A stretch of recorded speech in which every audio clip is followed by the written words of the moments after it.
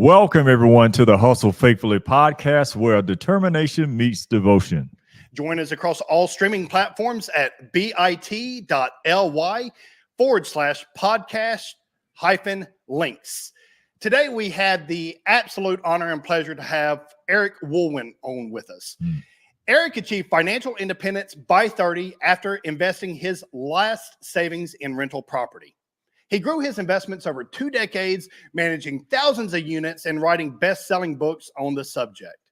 He and his children have become real estate entrepreneurs before the age of 10, demonstrating his commitment to generational empowerment.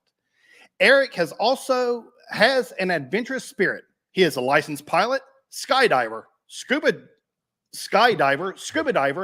and a black belt in martial arts.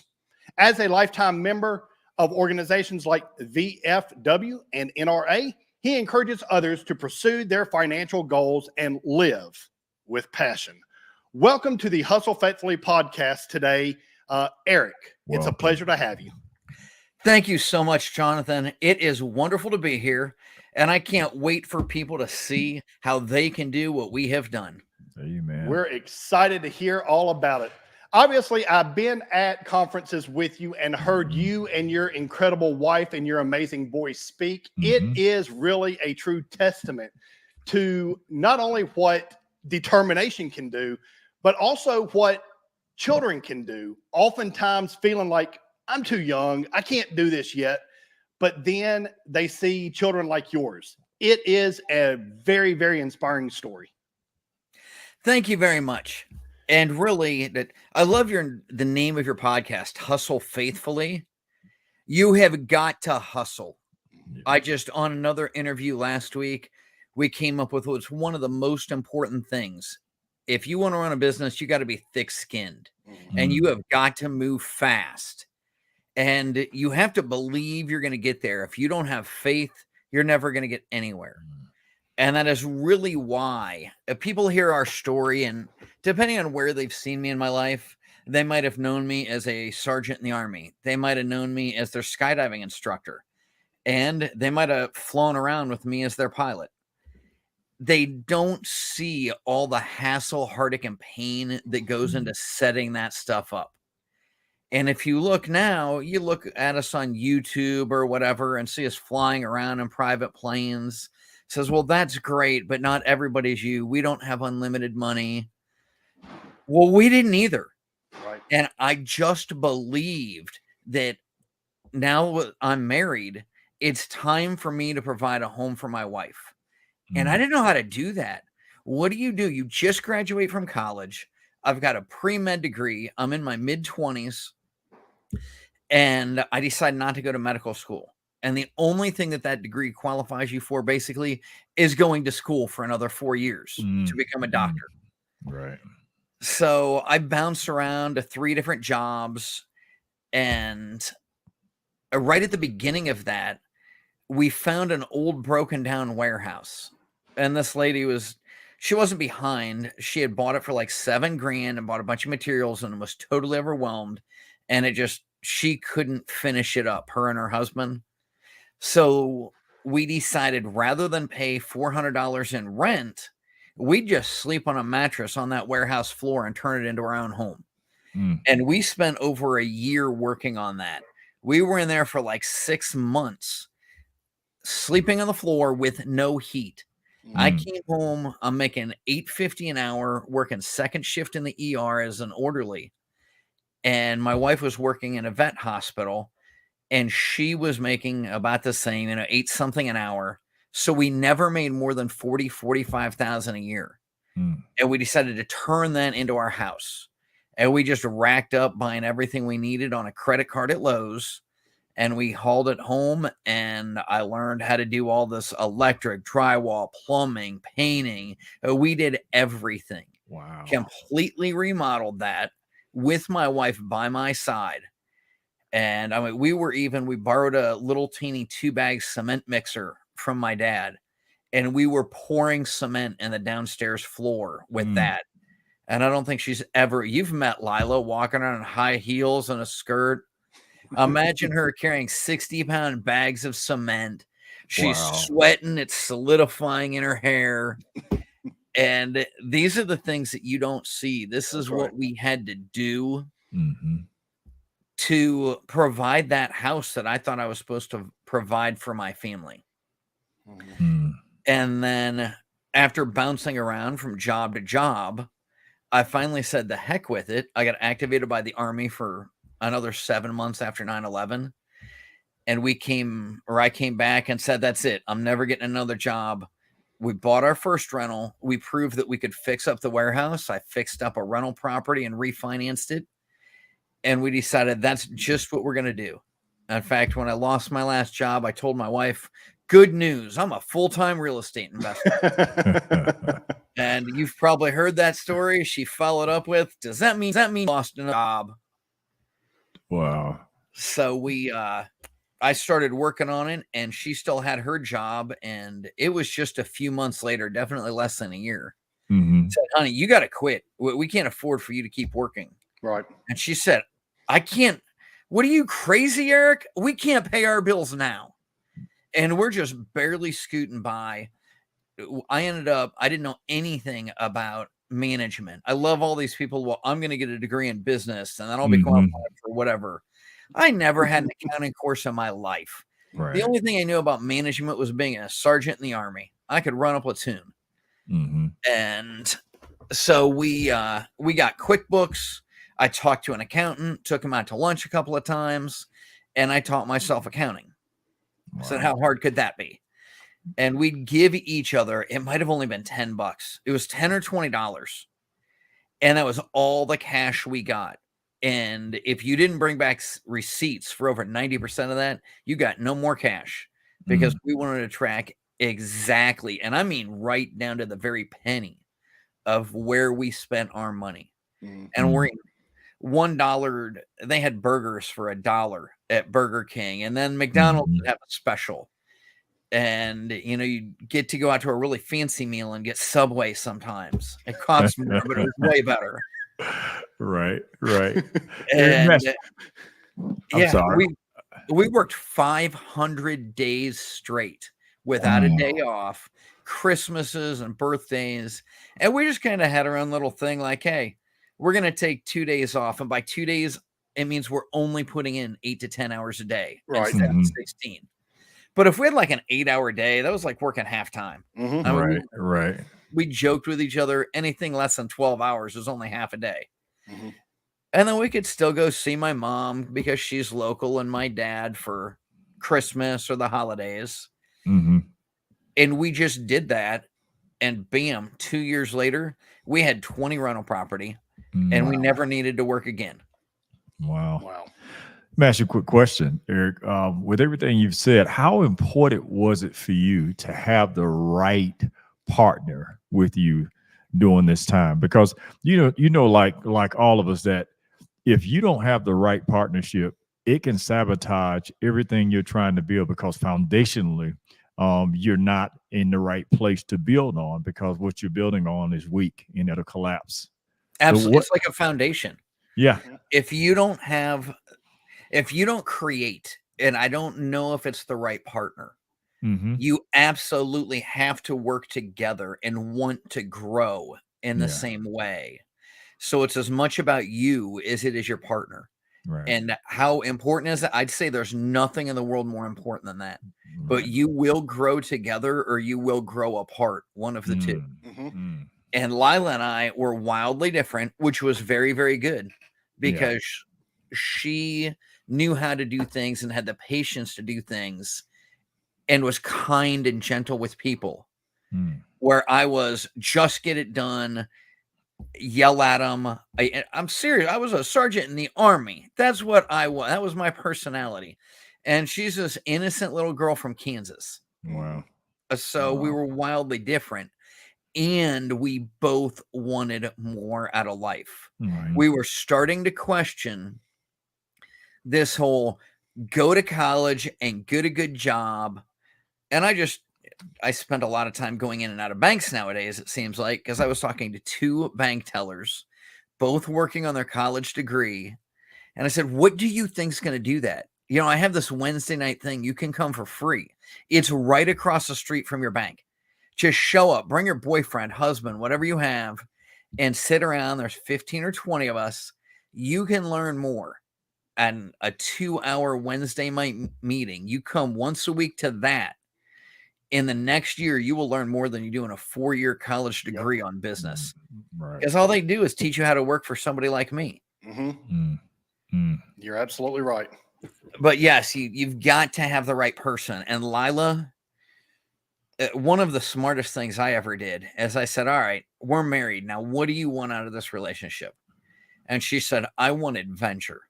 Wow. Her idea of a good time was sitting there watching people drag mean. And I used to joke, it was a really exciting day when she could watch paint dry. The rest of the time, oh, man. Man, I grew up in a little town with 3 stoplights, and her town in Kansas even makes mine look big. Wow. So we are definitely small town people. And we just decided, we're going to get out there. We're going to do things. We're going to move. And we didn't know what we were doing, but we never gave up. We just kept going out. We kept getting knocked down, and we worked together. Yeah.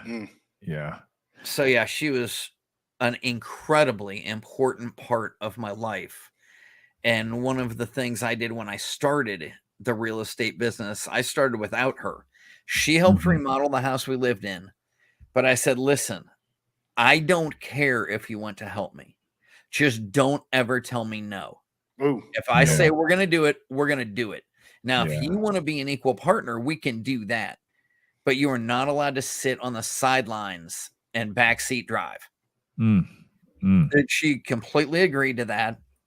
And she doesn't have the threshold for risk and pain that I do. Yeah. So I got us into things where she was really afraid, and sometimes rightfully so. Yeah. So she might have moderated me a little bit, which was probably.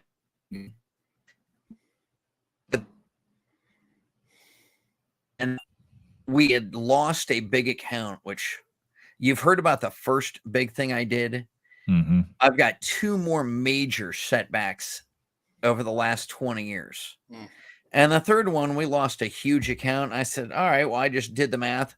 We just need to buy like 40 more properties, 45 more properties this year, and we can replace that income.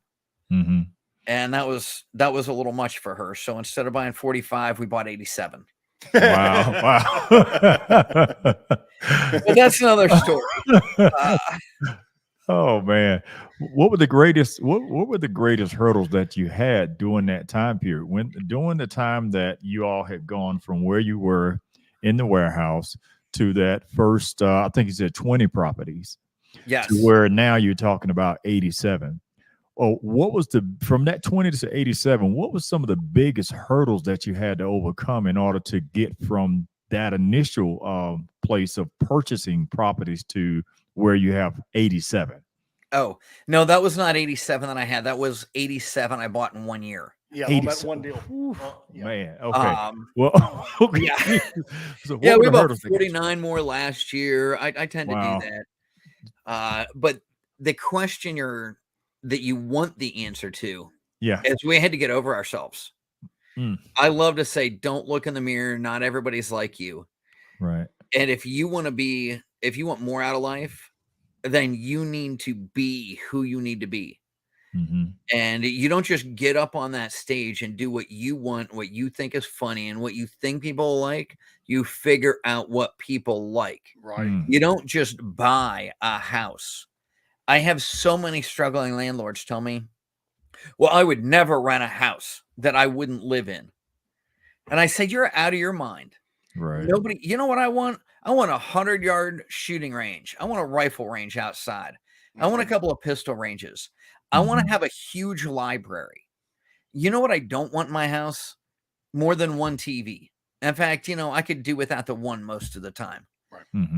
And if I could I bet you I could rent houses faster if I put a TV in the shower of some of these places.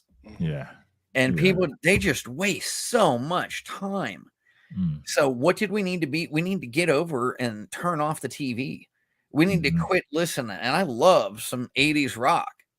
And sometimes you need to turn the channel and listen to a podcast like yours where you're actually learning something. That's right. Right. Right.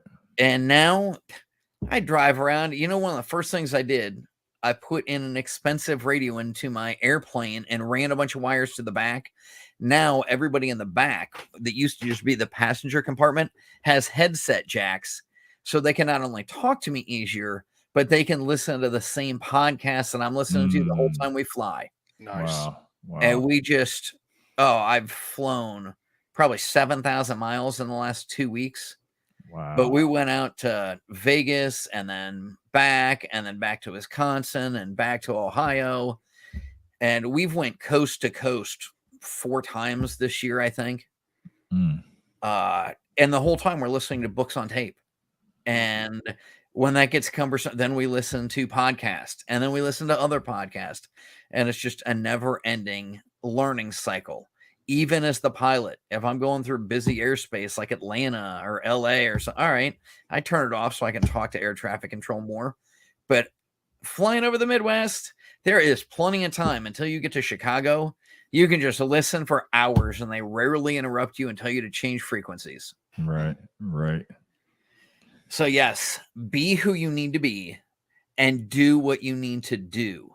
And you'll be able to have everything you want to have. Your question was, it's not what did I need to do? It's who did I need to be? Yeah. And I needed to let go of, if you get one more degree. My dad was the first person to get a degree in his family. He's number 9 out of 10 children. And he became a dentist. So he has his doctorate. And my mom has her master's. And it was really instilled in me, if you're going to do anything in life, you have to have a college degree. Right. And you're the same age as me, pretty much. That it meant a lot for our parents to have a college degree. Right. It was a lot cheaper for us to get it, right? In the 90s. Yeah. And then by the time the middle class learned how to use their house as an ATM and interest rates went down for 40 years straight, now we're getting into the early 2000s and colleges decide we can charge a lot more as these middle class are milking the equity out of their house. Yeah. And suddenly they're providing less value. There are far more college graduates out there than there were 40 years ago. And the college degrees are worth far less. I don't think they're teaching nearly as good as stuff. No. And it cost not twice as much. I don't know if you're paying for your kid's school, how much more? A lot more than when we went through. Yeah, substantially more. I worked 3 jobs and put myself through college and graduated with $1,000 in debt that I'd borrowed the first year to buy books. Wow. And granted, the last few years the Army paid for, but I found a way to do it on my own. And my parents never gave me a penny. Try and do that now. Right. You're going to be just drowning. I have multiple people that work for me that have 1, sometimes 2 degrees, and they're drowning in debt. Yeah. Yeah. And the one receptionist, she just went, she's like, well, I know as soon I'm graduating next year and then everything's going to change. I said, I already put you in a management role. If you want another raise, you need to take over and be the manager. You need to get a real estate license. If you're working in a real estate brokerage, a license means you get paid more because you can do a lot of things that non-licensees can't. So, I'll give you an immediate $1 an hour raise. And she's just working on the college degree thinking that's going to make a difference. And I gave her the job that she wanted to get when she graduated, and she refused to do it. She was smart enough to do it. She just didn't want to take the responsibility. Lila and I both took the responsibility. I told her, you stay out of my way if I make a decision, or be absolutely in charge and everything will be equal between us. And she stayed out of the way, and then it didn't work. We really needed her there. And now we do everything equally, and have for, after the first year or so. But every marriage is going to find their way stumbling through what works and what doesn't. Right. And now it's not a matter of I have to ask my wife for permission to do anything. If I want to buy something, I just go and buy it. And she never asked me. She found a house she wanted to buy. I'm like, all right, just go buy it. In fact, one time she has never, ever come even close to nagging me in her life. And she leaves this sticky note on my desk. Said, oh, you've got to check out this house, Eric. All right. And the next day she goes, Eric, did you check out that? I go, if you want it that bad, just buy it. Why are you telling me this? I'm busy. Yeah. And she's like, no, it's for us to live in.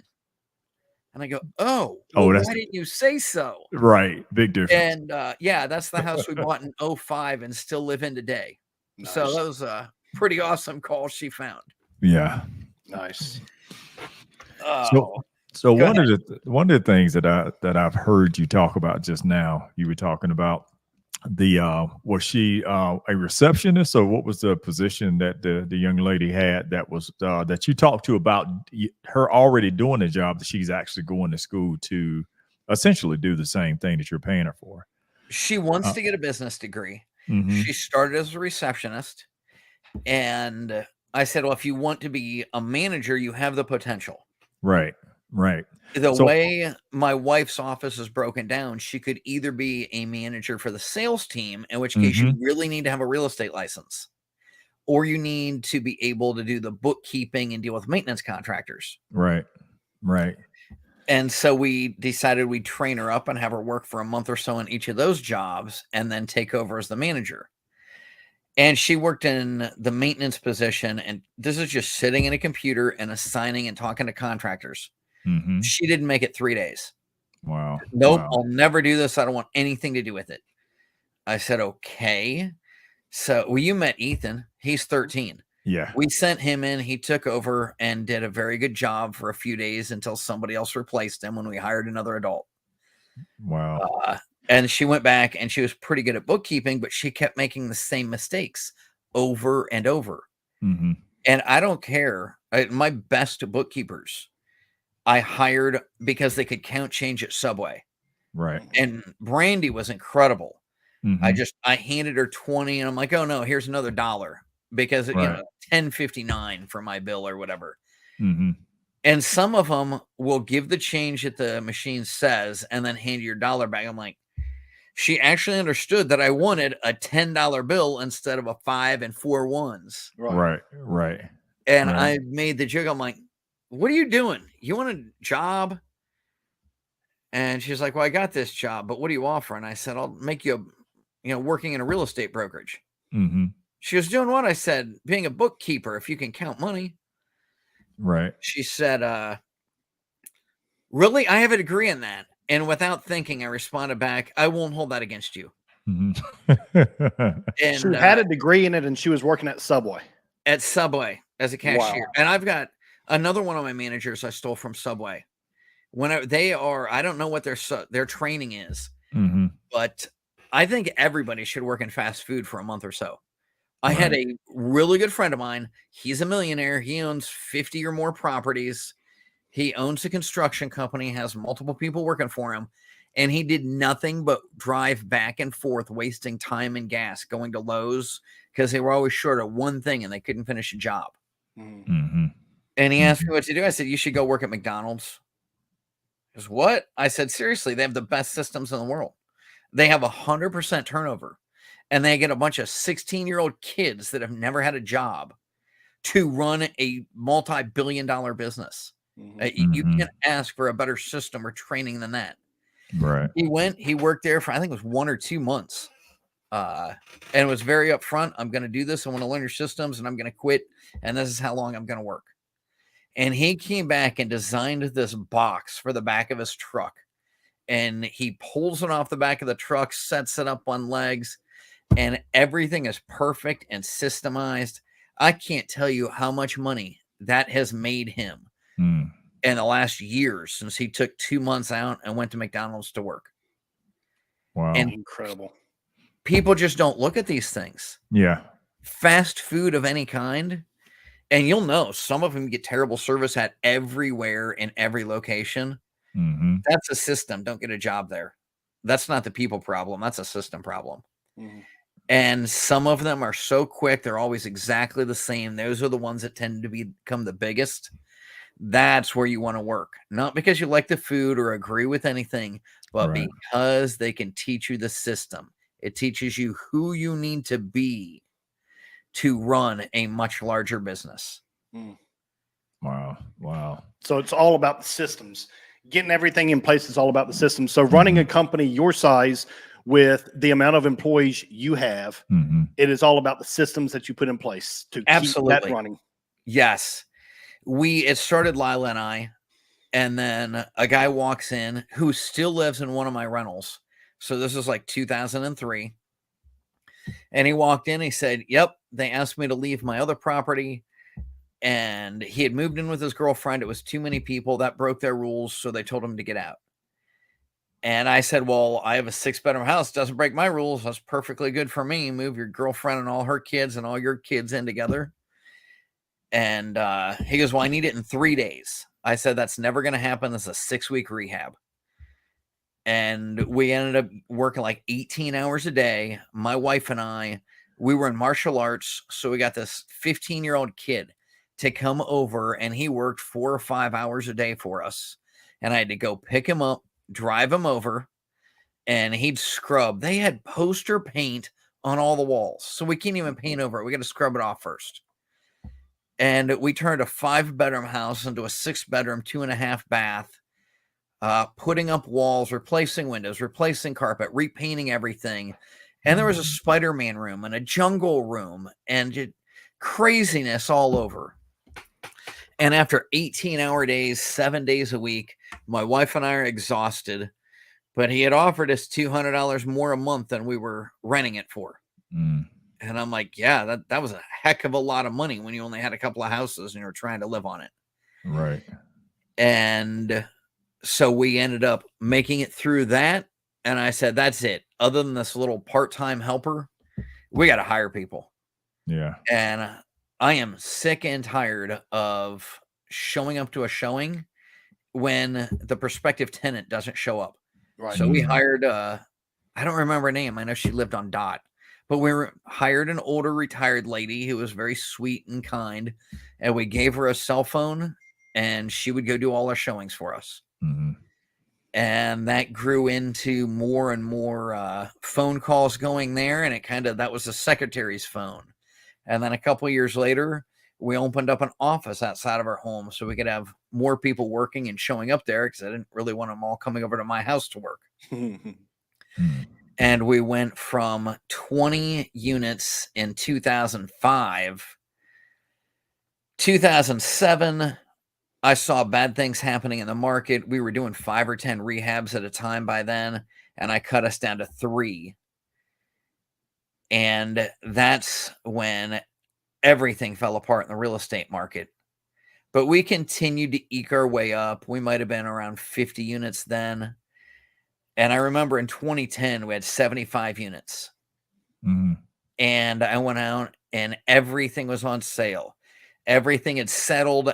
Most of the investors were afraid or sitting back to see what was going to happen next. And I ran out. I bought my first 50-unit building in 2010, and it almost doubled our size overnight. Wow. And it kept going. And I told everybody, you have got to buy as much as you can, as fast as you can. And nobody listened to me. And then interest rates hit rock bottom a few years later. And people are talking about, well, I want to get out of debt. I want to get out of debt. It didn't make any sense to me. Why would you get out of debt if you can borrow 4.5% money? And that's on a commercial loan. I'm paying 4.5%. Wow. On these commercial loans, and inflation is 7, 9, 10%. They are literally paying for every $1 million I borrow. People say, but you have to pay the interest. Okay, but if I'm paying $45,000 in interest and I am making $90,000 off the assets I buy, they are literally paying me. Now, I'm not saying borrow $1 million and go to Disney World. That's stupid. Right. Right. Don't rack up your credit cards. I'll tell you that story in a minute. But if you are borrowing, we pulled like $5 million out of properties and went out and invested it in cash flowing assets. That's the key. And I bought 49 just last year with that money. And we pulled out everything we could at stupid low interest rates right before they started to go up, and even, until they went up 1% or 2. And we invested it in real estate that brought in more money than we paid out in interest. It was just a no-brainer. So for every $1 million I borrowed, I made an extra $45,000 a year. And your typical middle-class thinking is, oh, I could never be $1 million in debt. That would be awful. Well, just go 2 million in debt and then you make 90 grand a year, and most people can live on that. Right. Or go, 10 million in debt, make 450,000 a year, and now you can buy a new plane, and that's awesome. Right. Yeah. Guys, for the listeners, for the viewers, if you did not hear what he said, let me break it down for you to make it even more simple, as though that was not simple enough. You can buy your income. Simply put, you can buy your income. To learn more about how to do this, to learn more about Eric, for the viewers, scan the QR code in the upper corner. It will take you to his website, realpowerfamily.com. And for everybody else, look him up online. You will find more about him at realpowerfamily.com and find out more about his books, find out more about his incredible family, and find out how you can do exactly what he's talking about right now. He said that he has another story for us about racking up credit card debt. This will be interesting for all of you viewers and listeners that have massive credit card debt at 20% and more interest. Listen up. You're about to get a nugget. Uh-oh. Well, I believe that you should buy more faster. That's one of my taglines. And I need to be very, very clear. You need to buy more hard assets that cash flow faster, and you should buy them using reasonable debt. And by reasonable, I mean debt that costs less than the assets make. Because if not, you're going to go broke. Here I am. It's 2007. The world is crashing down, and I thought I knew everything. I was a millionaire for the first time, and life was great. And guess what? It's not like you think $1 million's a lot of money. It's not like I had it sitting in my bank account. I was stretched to the limits, and I had all this equity in houses, but I was paying them back very rapidly. And then I found this awesome deal on a house. I went to an auction, and I bought a house for $15,500. So I put it on a MasterCard. And then I found this house that we moved in, and I needed another 20 grand. I put that on a Visa. And then I knew that if I got more education, then we'd do better in life. So we signed up for this $50,000 education. And part of that went onto a credit card. And it's not like we took any lavish vacations or did anything nuts. All right, I probably could have lived without the timeshare in Vegas. But most of this went on my credit card. It was just growing our business, which was making money. And then you're getting higher and higher on your credit cards, and your rates start going up to, like you said, they were 16 to 20%, give or take. Some of them might have been 23 or whatever the maximum amount by law was. And I had never been a day late on a credit card payment. But what I did is I thought my wife and I were kind of equal. Well, she didn't know what I did, and I didn't really understand what she did. And I just kind of took a year off without working, and I went traveling, and I decided, oh, I'm going to be a speaker and teach people how to make money. We're so cool. Well, while I was out traveling around, I wasn't actually making any money. I was just spending it. And we ended up with $150,000 on our credit cards. They were completely maxed out at 150 grand. And I was spending, just to pay the minimum payments, $23,000 a month more than we brought in. Oh, I like that look, Jonathan. Wow. Right. $23,000 a month. A month. So I would like you to think, what is that? For a bunch of you younger kids, 23 grand is all you make in a year. And for a lot of the people, after taxes, 2 months worth of spending is probably what you make in a year after taxes for a lot of the people out there. Yeah. And I was burning through 23 grand a month. I called up and Advanta raised my credit card limit by $3,000. It was a Wednesday. And I was like, all right, I've never been a day late on any payment. And I don't know what I'm going to do. That got me till Friday. Said, nothing's due until at least Monday. But I have an awful lot of bills due on Monday. And I got to come up with money. So I decided, if I make a good decision, if you go to work, you get a paycheck in a week, maybe 2 weeks.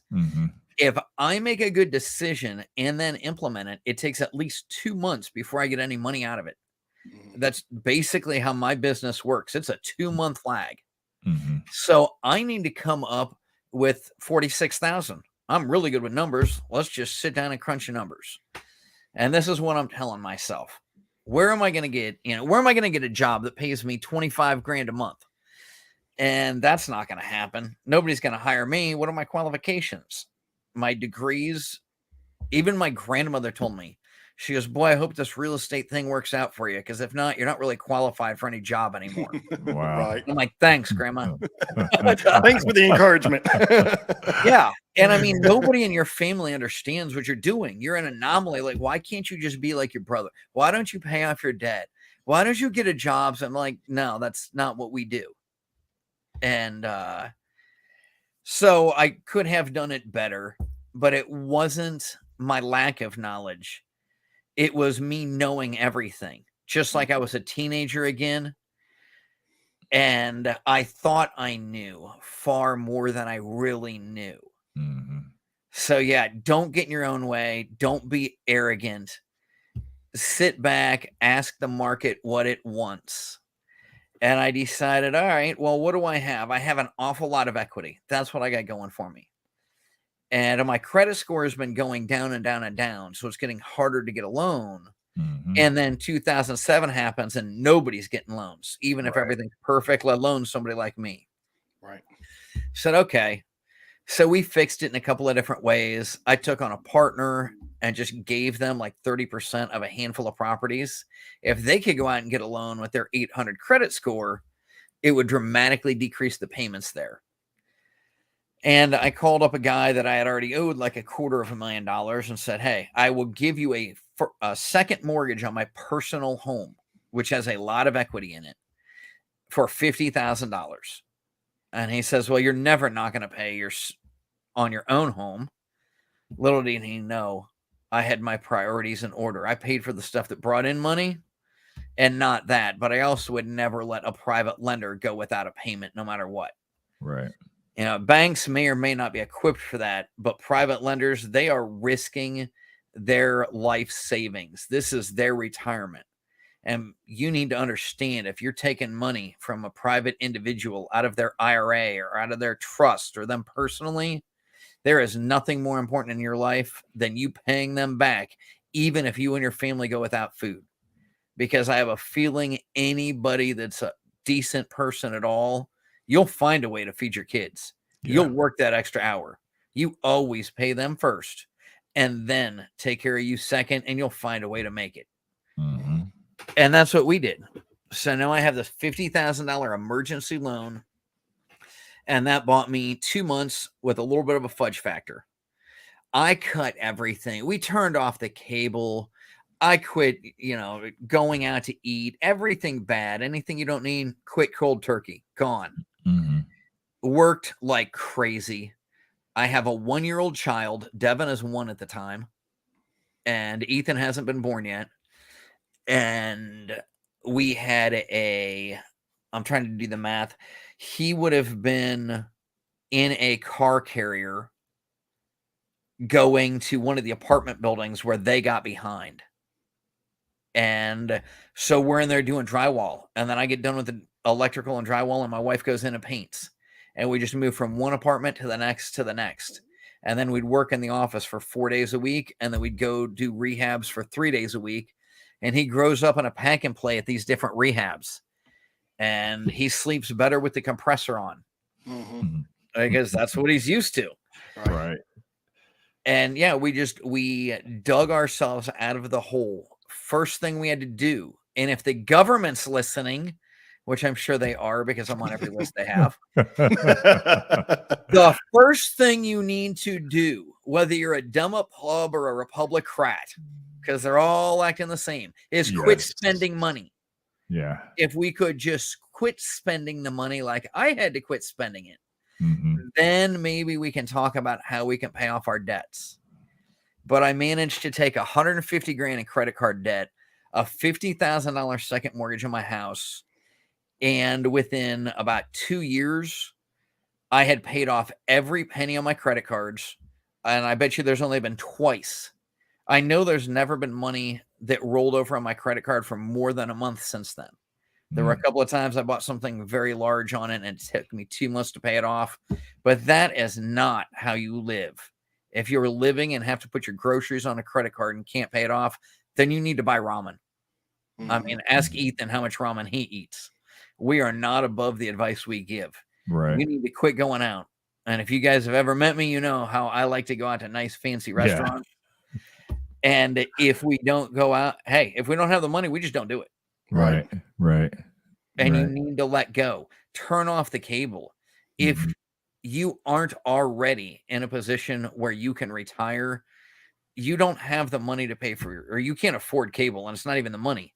It's the time that you waste sitting there watching all of these ridiculous shows. That's right. You know what? An iPad or an iPhone or whatever you have and YouTube, you can learn so much stuff. Yeah. No doubt. No doubt. Isn't it interesting how the things that are free are cheap, i.e., that shows that you binge watch on cable, things of that nature, Facebook, that's free. Those are some of the most expensive things that you have in your life. They really are. I couldn't believe I went to my best friend in the Army, went to his retirement party. And so I fly up to Wisconsin and they think, oh, well, you're rich. You know, you've got this plane and everything. Let me break this down for you. I paid $45,000 for the airplane.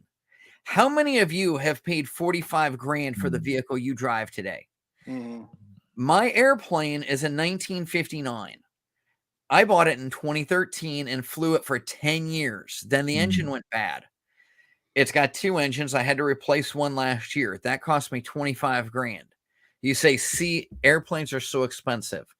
But are they really? When's the last time you drove a vehicle for 10 years, put 25 into it, and then we'll drive it for another 10 and do the other engine? Right.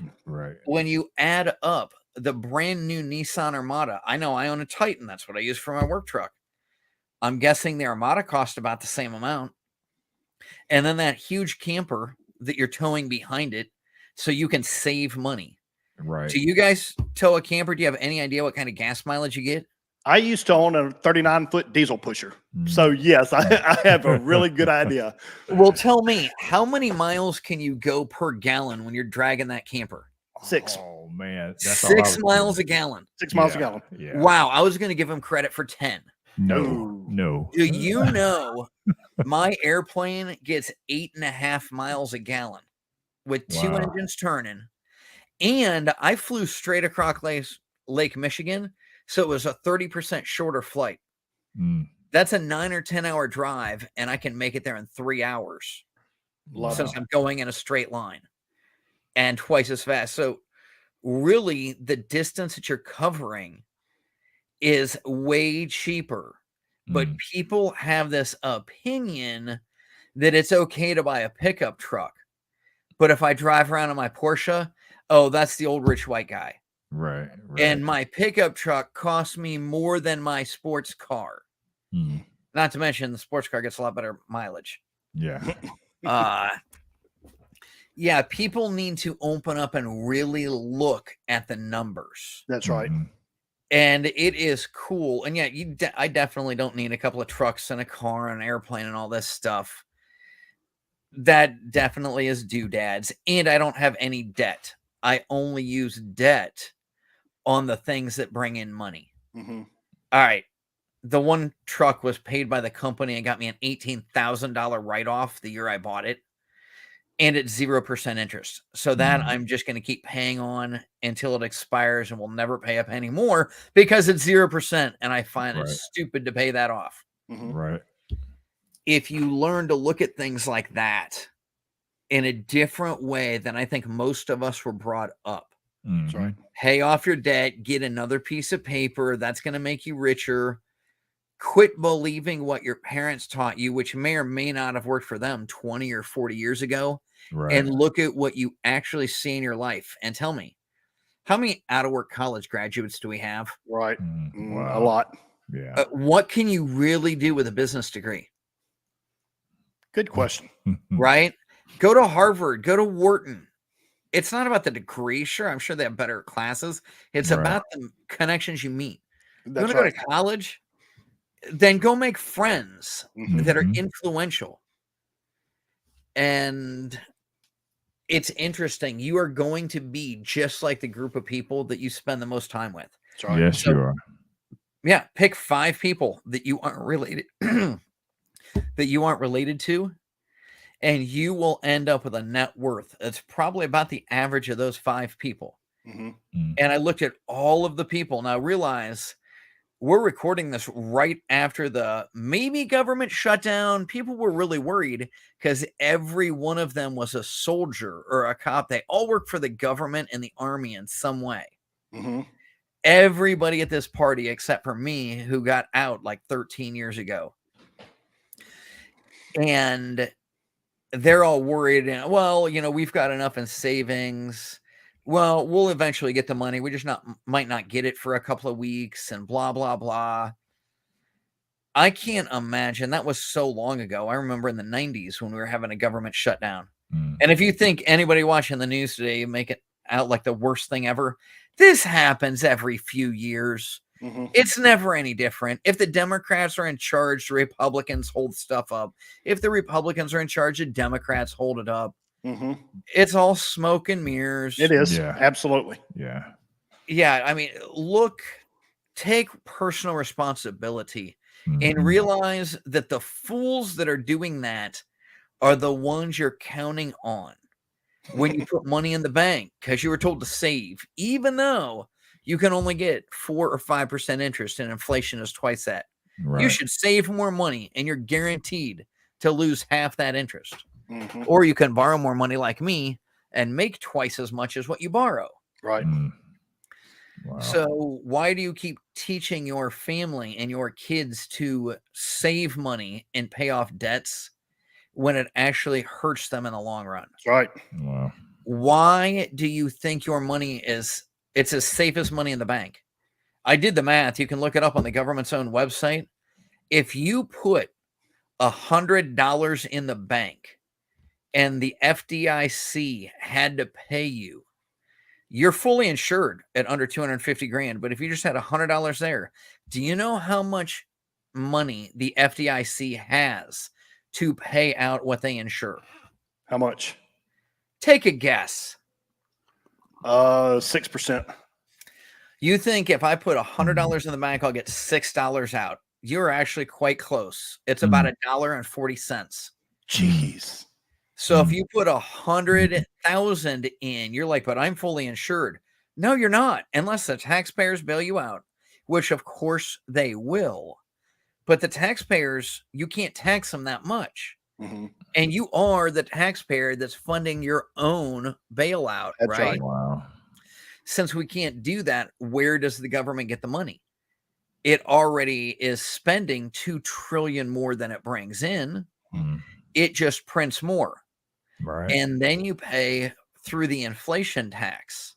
And if you wonder why milk and eggs and gas and rent went up so much, It is because people just keep printing more money. That's right. And they blame it on the other political party. Right.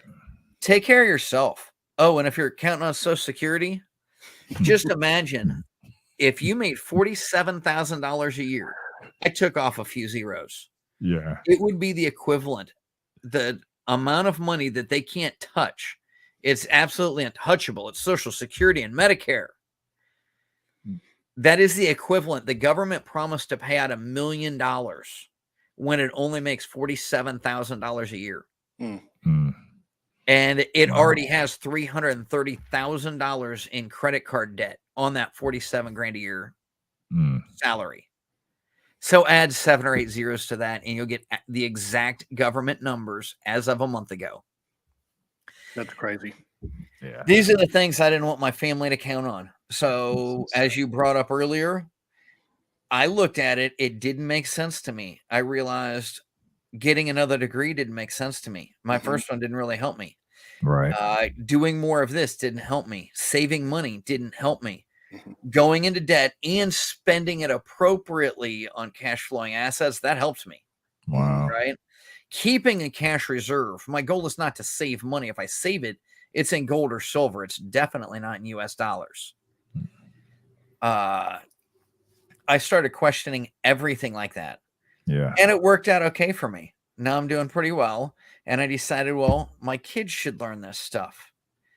And both of my kids have been homeschooled since they were born. They have had classes like investing and shooting and martial arts and swimming. And the one was in theater because he was starting to get shy. Does Devin seem shy to you now? Not at all. No. Not at all. He'll get right up on stage. Right. So you give your children what they need. Right. Yeah. Yeah. And I never considered the whole acting classes, but my wife she was the lead in all these different plays at the local Players Guild. She said, nope, I got shy. That's why I got into it. And that's what Devin's going to do. He needs it. And it worked out great for him. That's awesome. So this is what we teach our kids. And now Devin has 46 units, if I'm not mistaken. Ethan has an offer out on number 40. Not sure if it's accepted yet or not, because he's at grandma's playing and learning English because she's the English teacher of the family. And 40 properties for one and 47 for the other. So these guys, they must be at least 28, 29, maybe mid 30s. I think if you add them together. Right. Devin just turned 16 and got his driver's license. Oh man, that's good. And Ethan is 13. Wow. And Devin started college when he was 12. He's in his 3rd year. He is under absolutely no illusion that he'll learn anything. He has spoken to more than 2 million people this year on podcast and radio shows. We have been in speaking events, 4 or 5 of them, or at least a couple with you. Absolutely. I believe he's going out to Vegas to get a Young Entrepreneurs Award in a huge arena in December. Wow. And he got a B in public speaking from a teacher who probably has never spoken to more than 100 people at once. Wow. So yeah, he's like, I understand. I needed the piece of paper so I can get a broker's license, and that's it. And that's to take over and run the real estate brokerage. He needs a broker's license. So he'll go in and he understands, I just need to get this degree so I can check the box for the government. It doesn't make me any better at what I do. Right.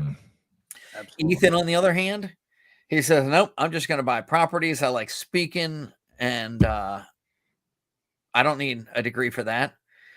And he'll probably work in the construction. I don't know what he'll do. He'll do whatever he wants to do. I think he really wants to take over the aviation company. And with the planes we already have, I mean, you could grow that and make a lot of money there if you really worked at it. So if he goes out, the piece of paper he needs is a pilot's license. Right. He'll get that when he turns 17. And then he can run the aviation company. But my advice to everyone that wants more out of life is question everything. Talk to your family. Either they are 100% behind you or they are holding you back. Don't let them hold you back. And it doesn't mean get a divorce, by no means. It just means that if one of you is much more suited for that business, like my wife, she's far better with people than me. So she runs the real estate brokerage. I rarely go in there. Mm-hmm. And I do much better with the the roughnecks, the contractors. I run the construction company. Mm-hmm.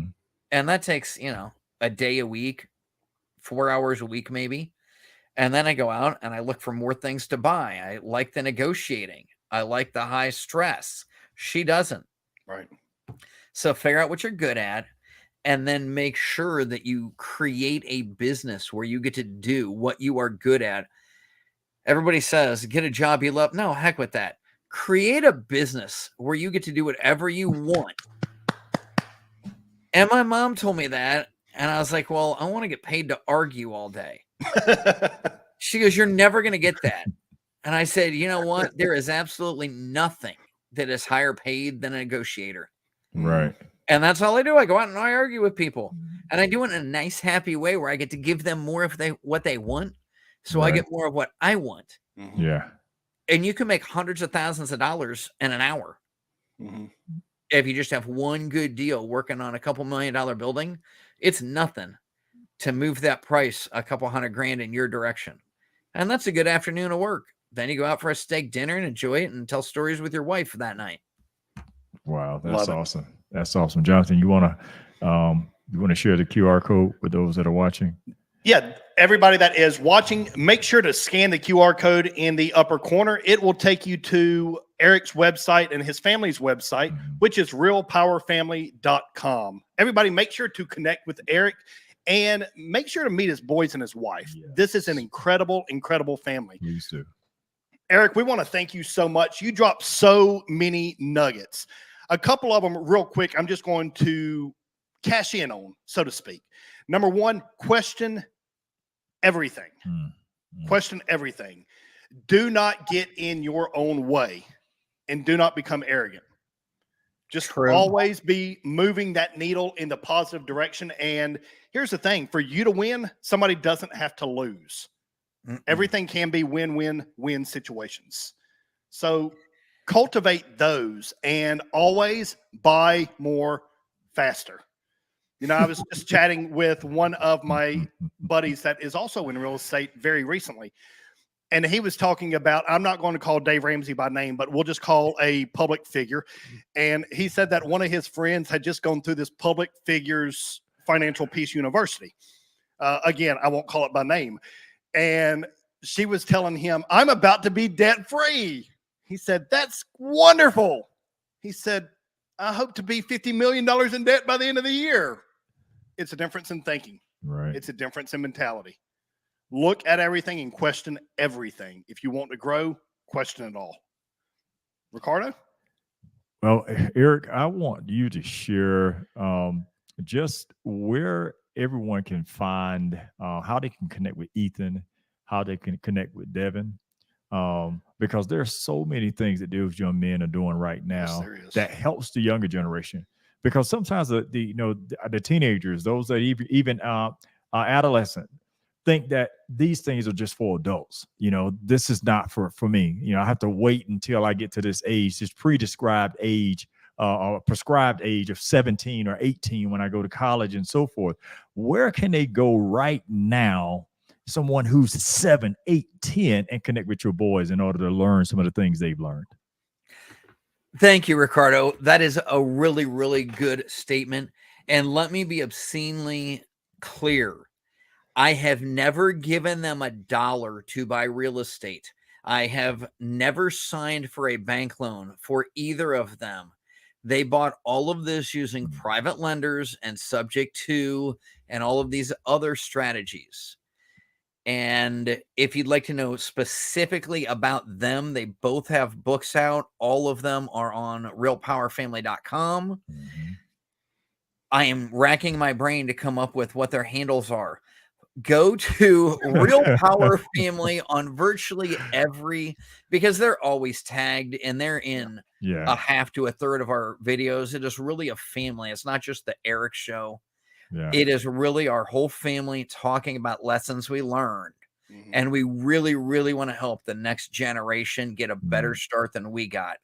So Real Power Family on Instagram and YouTube. And I always collaborate with one or the other children, which is probably Devin Woolwind and Ethan Woolwind on Instagram, but I really don't remember. Everything just goes through Real Power Family. Right. Check out, if you're a young adult, check out their books, The Treehouse in the Garage. If you want to learn more about, how we raised them, we've got our best-selling book, Family Success Triangle. And Devin also has his nonfiction, How He Started Investing in Real Estate. If I can do it, so can you. All those are linked to our website, realpowerfamily.com, every social media, realpowerfamily.com. And our radio show on the Brushwood Media Network is Real Power Family Radio Show. So you can learn more from us at any of these places. Love it. Everybody, make sure to connect with Eric and his family today. You will be happy you did. And you can empower the next generation through the teachings of him and his family. Yeah. Make sure to head over to realpowerfamily.com today. Remain blessed and unstoppable until we see you again Thursday. Thank you. Have a great day.